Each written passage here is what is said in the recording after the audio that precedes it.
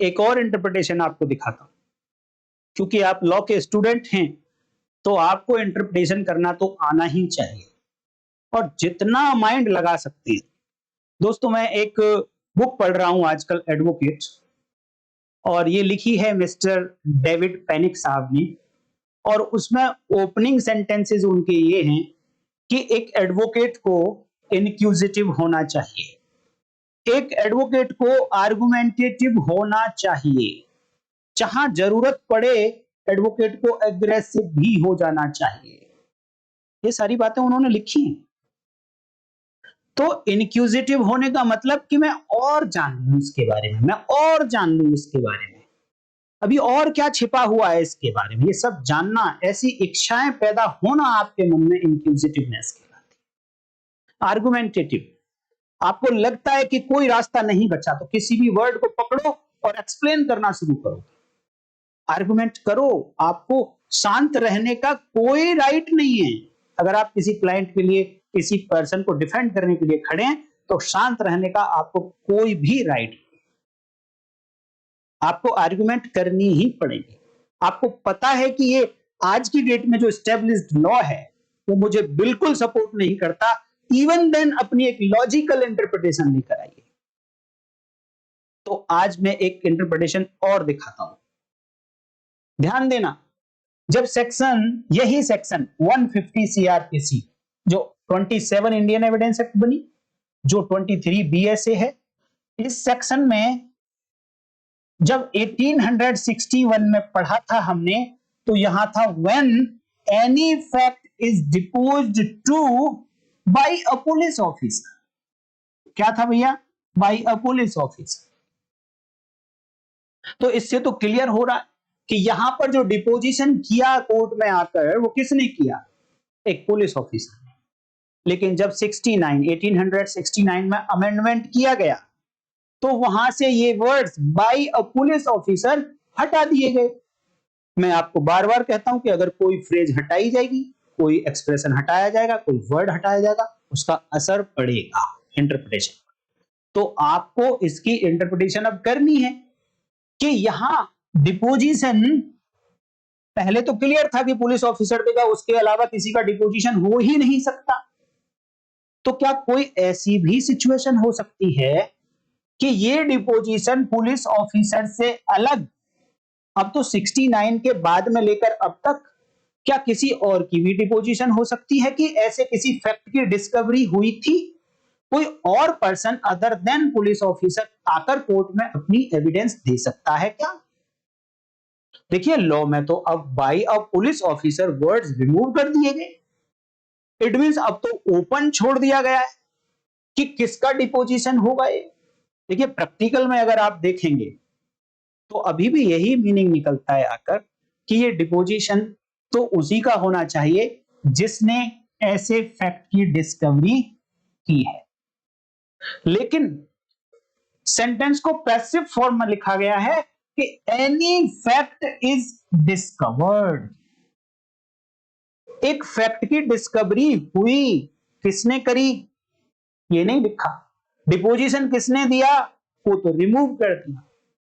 अब आप चाहें, अगर कहीं जरूरत पड़े आपको, तो मैं आपको आर्गुमेंटेटिव बनाना चाह रहा हूं और वो तरीका बता रहा हूं कि आपको किस तरीके से आर्गुमेंटेटिव होना है। तो अब आप कह सकते हैं किसी भी कोर्ट में खड़े होकर, आपको जरूरत पड़ती है तब, अदरवाइज इंटरप्रिटेशन यही है भैया अभी तक। लेकिन हो सकता है वो भी हो, और हो सकता है कोई और जजमेंट पढ़ो तो किसी जजमेंट में लिखा हुआ भी हो ऐसा। A fact is deposed, court में आकर बोला गया। किसने बोला ये ओपन है, वो पुलिस ऑफिसर भी बोल सकता है, वो कोई दूसरा विटनेस भी बोल सकता है। एक सिचुएशन में आप लोगों को देता हूं, कोर्ट रूम सिचुएशन बनाने की कोशिश करता हूं। वही ले लेते हैं कल वाला एग्जाम्पल कि एक एक्यूज है, वो पति है और उसके ऊपर आरोप है कि उसने पत्नी का मर्डर किया है चाकू से गले को काटकर। पुलिस ने जब इसको एफआईआर दर्ज करी, इन्वेस्टिगेशन किया, अरेस्ट किया इसको, इससे जब पूछताछ की तो इसने कन्फेस किया कि हाँ, मैंने ही अपनी वाइफ का गला काटकर एक चाकू से मर्डर किया है और वो चाकू मैंने नदी के किनारे जाकर छिपा दिया है। पुलिस ऑफिसर को ये नदी के किनारे लेकर जाता है और वहां से उस वेपन की रिकवरी हो जाती है, डिस्कवरी हो जाती है। अब दूसरी एविडेंसेस भी कलेक्ट की गई, उनके आधार पर इस बंदे के खिलाफ कोर्ट में एक चार्जशीट फाइल कर दी गई। कोर्ट ने डॉक्यूमेंट सप्लाई कर दिए इस एक्यूज को, क्योंकि सेशन ट्रायल कोर्ट है तो मैजिस्ट्रेट साहब ने सेशन में कमिट कर दिया। वहां पर चार्ज लग गया इसके अगेंस्ट और ट्रायल शुरू हो गया। अब जैसे ही ट्रायल शुरू हुआ तो प्रैक्टिस ये है दोस्तों कि जो इन्वेस्टिगेटिंग ऑफिसर होता है जिसने ये वेपन रिकवर किया था, सॉरी, जिस पुलिस ऑफिसर को ये वेपन चाकू रिकवर कराया था इस एक्यूज ने, वो सबसे लास्ट में एग्जामिन किया जाता है। ऐसी प्रैक्टिस है कोर्ट के अंदर, सबसे लास्ट में उसको एग्जामिन किया जाता है। और हम सब लोगों को पता है कि दोस्तों एक ट्रायल में कितना टाइम लग जाता है। अगर फास्ट ट्रैक ट्रायल भी चलेगा तब भी मर्डर के केस में आप मान लीजिए कि 4 से 5 साल तो लग ही जाएंगे, अदरवाइज तो 7, 8, 9, 10, 12 साल भी लग सकते हैं। इस बीच सपोज वो इन्वेस्टिगेटिंग ऑफिसर जिसको ये वेपन रिकवर कराया था इस एक्यूज ने, वो मर गया। अब वो मर गया तो उसका तो स्टेटमेंट अब कोर्ट में हो नहीं सकता, उसकी तो एविडेंस कोर्ट में रिकॉर्ड हो नहीं सकती, वो तो कोर्ट में आकर अब डिपोज नहीं कर सकता। तो क्या अब ये वाली लाइन प्रूव ही नहीं होगी क्या? और जब तक ये प्रूव नहीं होगा तब तक वो जो रिकवर हुआ है, फैक्ट जो डिस्कवर हुआ है, वो एक्यूज के अगेंस्ट पढ़ा ही नहीं जा सकता, प्रूव ही नहीं किया जा सकता। क्योंकि मैं बार बार आपको कह रहा हूं कि ये वाला point, so much of such information, ये तो स्टार्ट ही जब होगा जब यहां से पहले वाला ये आप पूरा प्रॉपर प्रूव कर देंगे, ये कंप्लीट कर देंगे। और ये तो कंप्लीट होगा नहीं क्योंकि वो पुलिस ऑफिसर तो मर गया है। तो मेरा ये मानना है कि जब वो पुलिस ऑफिसर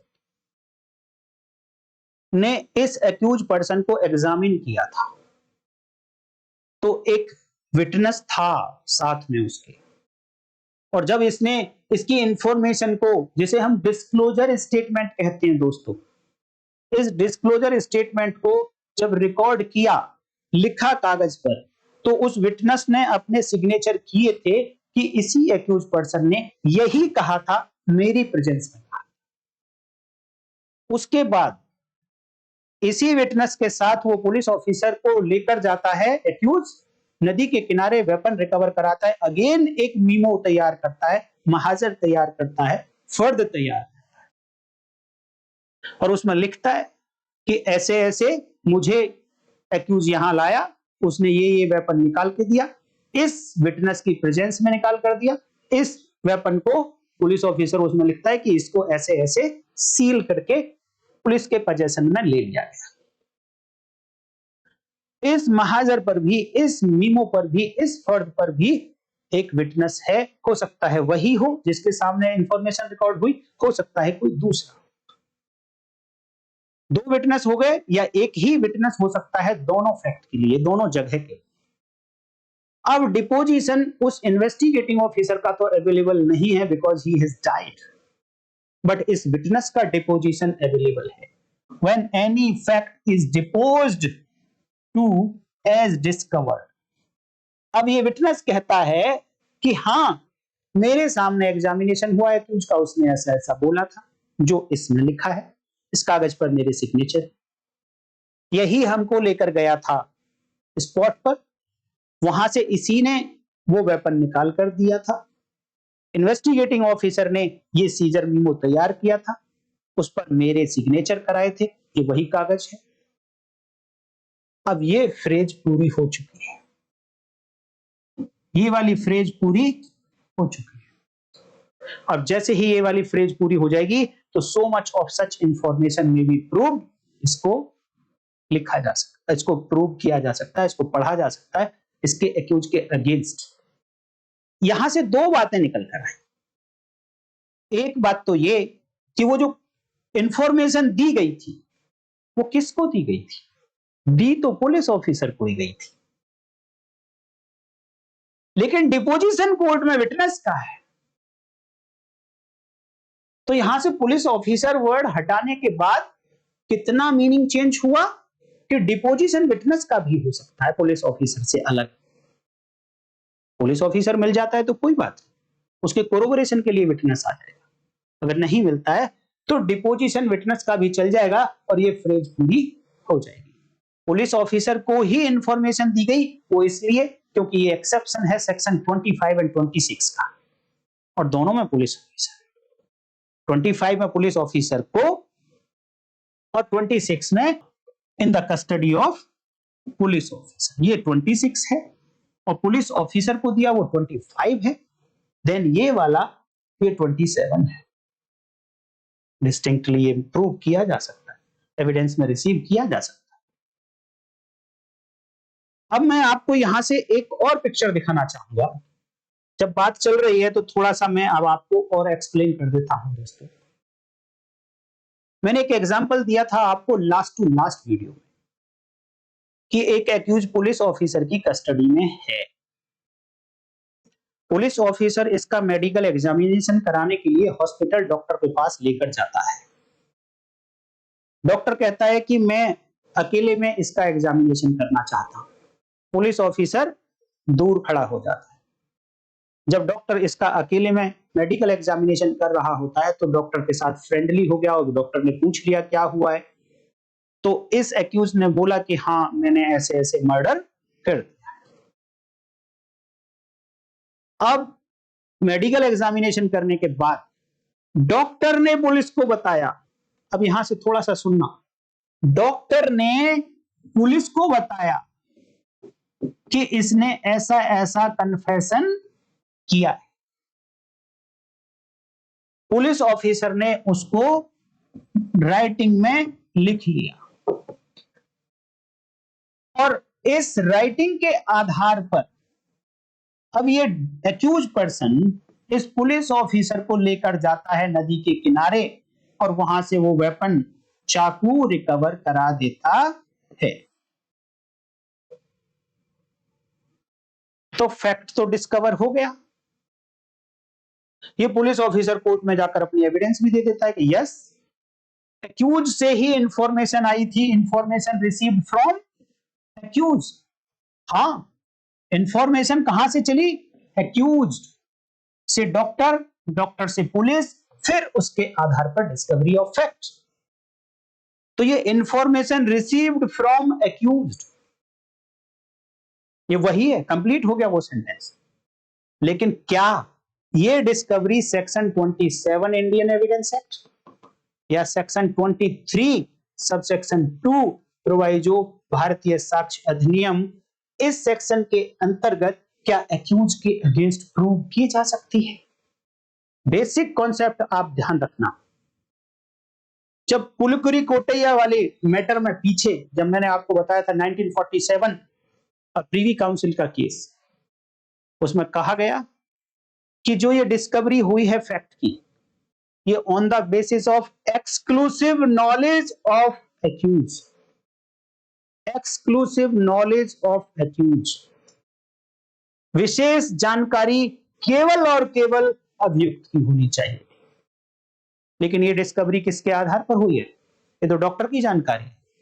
हो सकता है कि ये वेपन डॉक्टर ने छिपाया हो जाकर नदी के किनारे,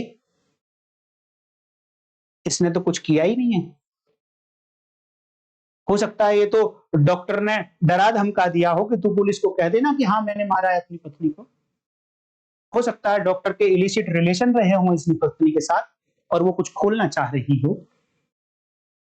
तो जैसे ही ये पुलिस ऑफिसर ने लिखा कि डॉक्टर ने बताया और उसके आधार पर फिर ये डिस्कवरी हुई, भैया 27 में एक्यूज के अगेंस्ट प्रूव नहीं की जा सकती, आप नोट कर लेना इस बात को। और बेसिक है ये, बेसिक अगर आप केवल और केवल इतनी सी बात पकड़ लेंगे ना सेक्शन 27 के लिए कि डिस्कवरी ऑफ फैक्ट होनी चाहिए on the basis of exclusive knowledge of accuse only, exclusive knowledge of accuse only.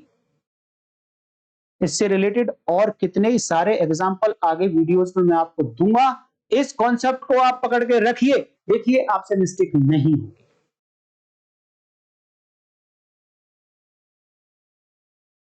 तो मैं दोस्तों उम्मीद करता हूं कि ये कॉन्सेप्ट आपको समझ आ गया होगा।